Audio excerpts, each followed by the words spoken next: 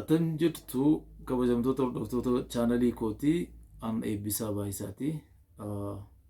Chaanalii eebbisaa baayisaa ofishaal jedhuran jira. Yuutuubii koo sabskraayibii, laayikii, sheerii akka gootan gamanumaan isin affeera. Akka nama kitaaba dubbisu tokkootti kitaaba haaraa tokkoon qabadhee jira. Kitaabni kun gidduu kana sooshaal miidiyaa irratti baay'ee beeksifamaa ture.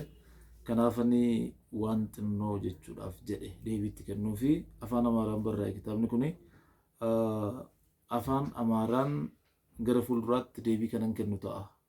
Sanarratti ammaaf garuu afaan Oromoodhaan gabaabsee waan tokko jechuudhaafan jedha. Kitaabni kun የሳጥናኤል ፊታውራሪዎች jedha. Akka argitan kana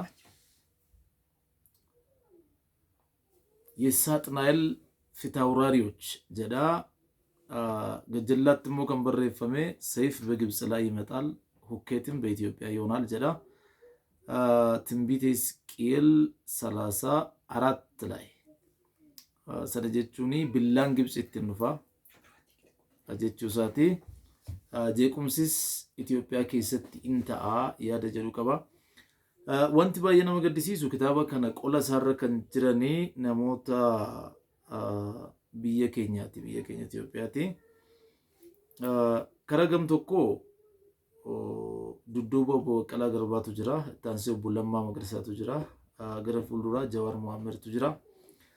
Toora tokkorraan immoo hiriiranii kan jiran dudduuba gara fuulduraatti obbo Getaachoo Asaffaa, Dr. Dabratsiyoon Gabra Mikaa'elii fi Abbo Isibaati.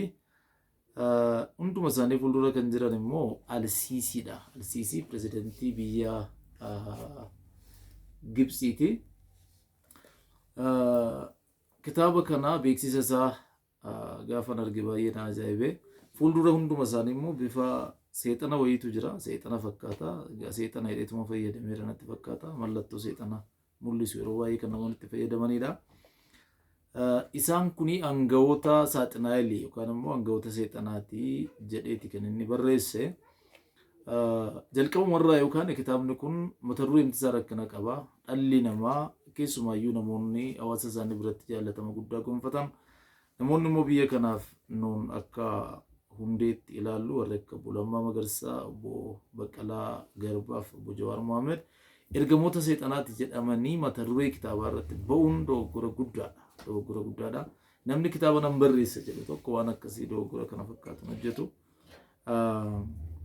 Barreessaan kitaaba kana Amaanu'eel Amaan jedhama. Amaanu'eel Amaaniin an kanan beeku barreessaa jabaa ta'uu isaati.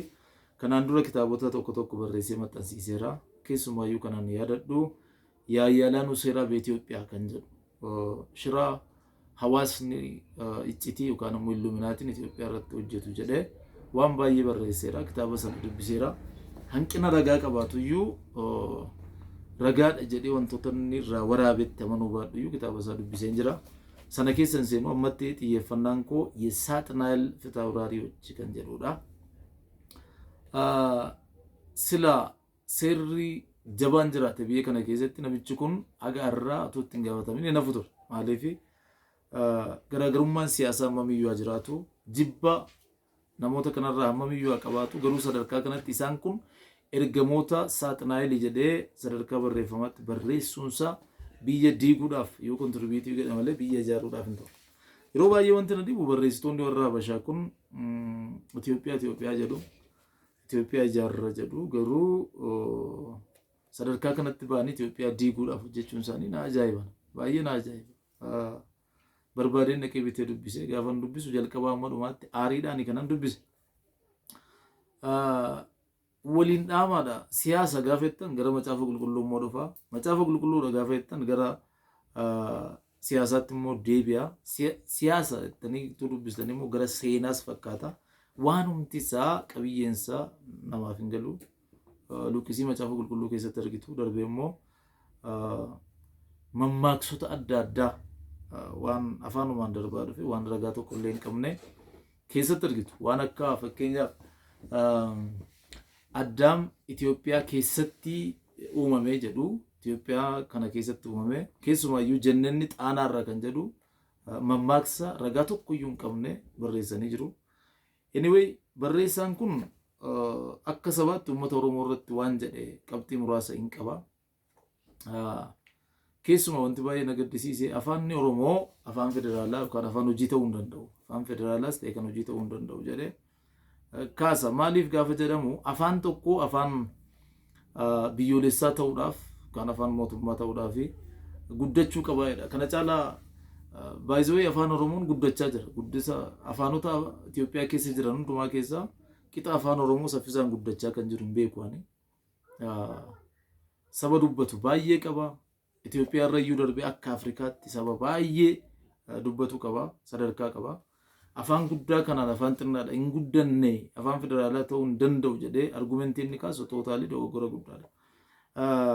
Saba Oromoo irratti duwwaa miti, keessumaa saba Tigraay irratti baay'ee dhuma haasa'a. Qola irratti kan barreeffame waa'ee saba Tigraay yaa jaallatamaa uummata Tigraay jedha kitaabni kun. Siif jennee beelan beelofne hin qabnu, siif jennee daaran daarre hin qabnu, siif jennee rakkina rakkanne hin qabnu, siif jennee gaaran baane dachaan buune hin qabnu jedheetu dhuma irratti atoo nuuf maal taatee beektaa jedha. Dhugaa dubbachuudhaaf Hiwaat irratti waan baay'ee asuu qabu danda'a. TPLF irratti dubbachuudhaaf hamilee qabaachuu danda'a. Akka sabaatti garuu sabni Tigree sadarkaa kanatti miidhamuu qaba jedhee yaadu. Akka sabaatti walii wajjin jiraanne biyyi kun seenaa waggaa 3,000 qabdi jennee jedhanii haasa'u. Yoo dhuguma waggaa 3,000 kana wajjin jiraanne irra ta'e saba waggaa hamma kana wajjin lakkoofne saba seenaa wajjin qabnu ati nuuf waan tokko iyyuu hin taane jedhanii barreessuun dogoggora seenaati. Dogoggora seenaati. Qabiyyee isaa keessa seentanii yoo ilaaltanii waanuma qabatamaa ta'e waan keessa argatan hin qabdanii. Gibsi biyya Itoophiyaan biyya waaqayyooti jedha. Gibsi immoo biyya seexanaati jedha. Addunyaa furaa keessatti jedha Itoophiyaan bakka itti namni yeroo jalqabaaf uumame bakka waaqayyo jaallatu bakka Addaam fa'aa Noohi fa'aa keessa jiraachaa turanidha. Gibsi immoo teessoo seexanaati jedha. Kanaaf diinaa furaa keenyadha jedheetu gadi fageenyaan kaasaa. Kan biraan waa'ee achi dhufa TPLF bal'inaan erga kaasee booda wanti baay'ee nama gaddisiisu wanti inni kaa'u jechuudha. Dhimma kana ilaalchisee namoota gara jabeeyyiif bineensa ta'an namoota cimootu jiru jedhee afaan Amaaraas akkuma jirutti yoon dubbise gaarii natti fakkaata. Isa booddee afaan Oromoodhaan ibsa xinnoon kennu.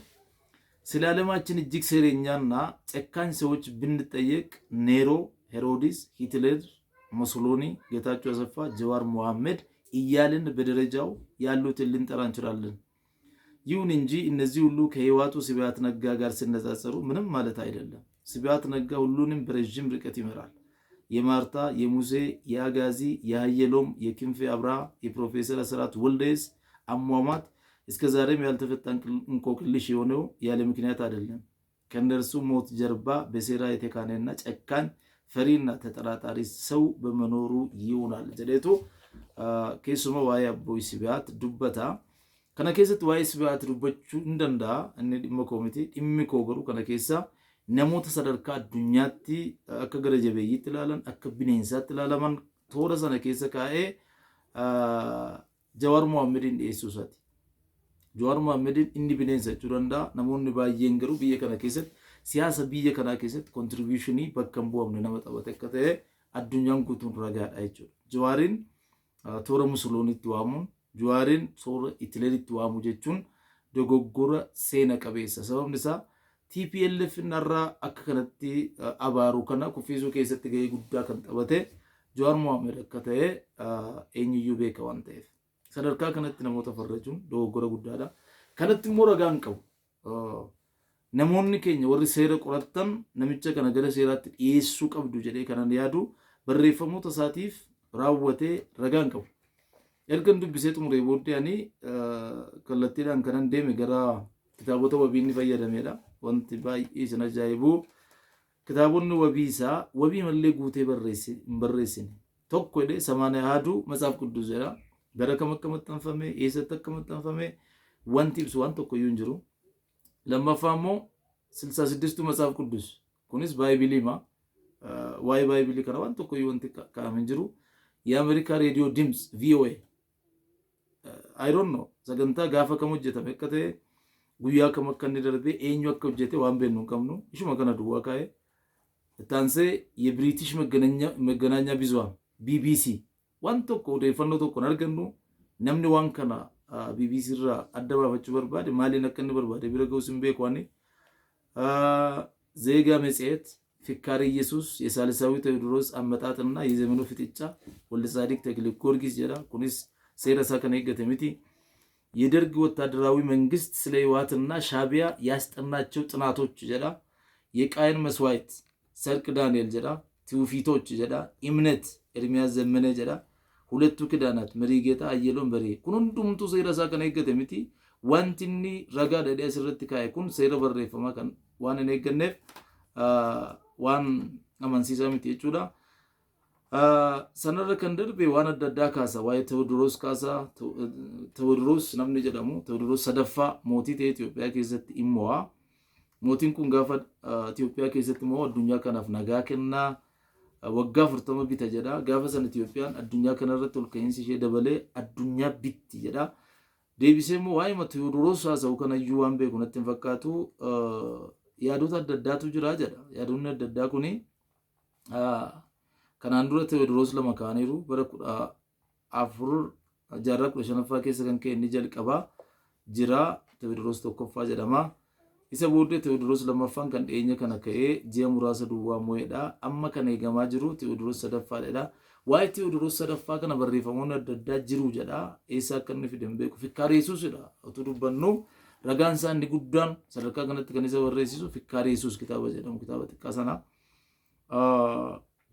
isa booda inni sadaffaan kun eenyu akka ta'e hin beeknu jedha deebisee hin beeknu garuu gaara Hireerraa ka'aa jedha Hireer kana ba'a Finfinneerra kan jiru kuni gaara humna waaqummaaf keessaa qabudha gaara guddaadha jedha kanaaf Hiwaat bara 1983 gaafa Finfinnee kana seenee xonqaayonni akka inni gaara kana meeshaadhaan rukutu godhanii guyyaa guutuu itti dhukaasaa oolee jedha achi namni kan kaaneef ta'e hin beeku ani so namicha achi ka'u kun Tewoodiroos sadaffaa ta'a jedhamee eegamaa jiradha yaanni inni lammaffaan immoo Tewoodiroos sadaffaan kuni abbaan isaa musliimaa haati isaa immoo kiristiyaana taate naannoo Walloorraa ka'a jedha gama kanaan gaafa yaannu tarii Dooktara Abiyyi ta'uu malaa jedhee ka'a ofuma isaayyuu immoo akkuma Yohaannis Cuuphaanii gaafa mana hidhaa ture Yesuus Kiristoositti bartoota isaa ergee in dhufa inni jedhame sun si imoo yookaas nama kan biraa eeggannu jedhanii akkuma isaan gaafatanii anis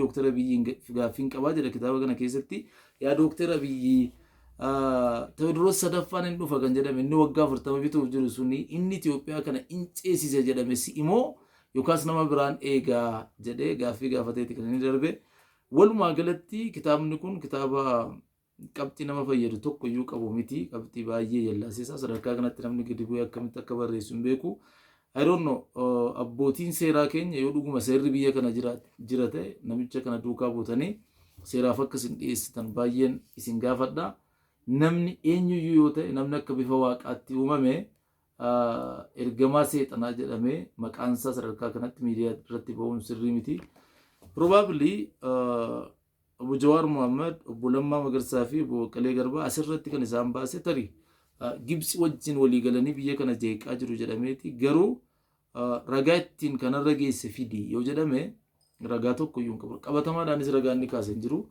wajjin hojjetaa jiru biyya kana kan jeeqaa jiru isaanii jedhee kaa'eera garuu hariiroo Gibsii fi Baqqalaa gidduu jiru hariiroo Gibsii fi Lammaa Magarsaa gidduu jiru hariiroo Gibsii fi Jawaar Mohaammed gidduu jiru ragaa qabatamaadhaan dhiyeessuu qaba namichi kuni yoo ragaa qabatamaa dhiyeessuu danda'e qofa jara kanaan akkas jedhee kitaaba barreessuu danda'a kanaaf namoonni keenya akkasiin duukaa buutan hin barbaada ijoolleen keenya gaafa kitaaba barreessan waan baay'eedha rakkina gurguddaatu isaan mudata gidduu kana Beetlehem Taaffesee እኔና የኤልቲቪ ሚኒስትሮች jettee kitaaba isheen barreessite san irraa kan ka'e isa yeroo biraan itti dhufa dubbiseera hammam lolli akka ishee irratti baname hammam akka isheen baay'ee wanti baay'een isheedhaan jedhame hundi keenya iyyuu toora marsaa hawaasaa irraa argineerra hamma kana kan gaafachiisu ta'e miti ifa taatee wanti isheen barreessite wanti ishee gaafachiisu hin jiru isaanuu inni manna jedhanii sochiirra jiranii waan isheen hin balleessiniif jechuudha kun garuu yakka guddaadha magaalota adda addaa keessatti rabsamaa jira namoonni baay'een bitaa jiru Kanaaf namni kun namoota gurguddoota abbootii siyaasaa keenya kanarratti yakka guddaa dalageef gaafatamuu qaba jedheeni kanan yaaduu duwwaas miti dhuguma hin gaafachiisa wanti kuni hayyoonni seeraa keenya akkasiin duukaa buutan isin gaafadha.